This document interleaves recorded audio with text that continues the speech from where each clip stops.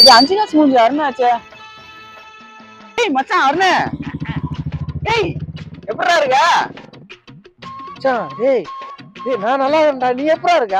நான் நல்லா இருக்கேன் மச்சான். 10வது படிக்கும்போது பாத்துக்கிறா. ஆமா நீ சினிமா நடிக்கணும் எதோ இங்க வந்தியே, என்ன பண்ற? ஓ இன்ஜினியர் ஆயிட்டியா? எப்படி மச்சான் உனக்கு தெரியும்? காஸ்டியூம் எல்லாம் சூப்பரா போட்டுக்கிற, பின்னாடி கன்ஸ்ட்ரக்ஷன் எல்லாம் போயிட்டு இருக்கு. நீ இன்ஜினியரா தான் மச்சான் இருப்ப. ஆமா மச்சான் இன்ஜினியர் ஆயிட்டேன் மச்சான். நானே வேலை விஷயமா தான்டா சுத்திட்டு இருக்கிறேன். எதனா வேலை இருந்தா சொல்லு மச்சான்.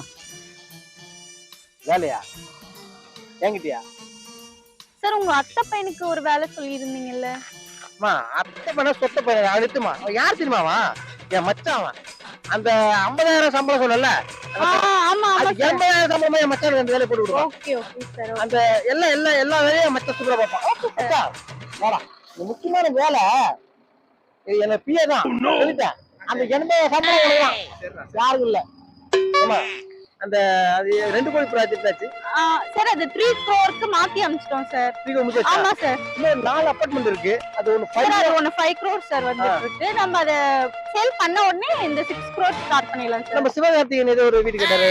ஆமா சார் பேசியாச்சு சார். அவர் நாளைக்கு வரேன்னு சொல்லிருக்காரு. ஏதோ பெரிய வேலை பாக்குறடா, நான் போயிட்டு வரேன் மச்சான். சரி மச்சான் பாய்.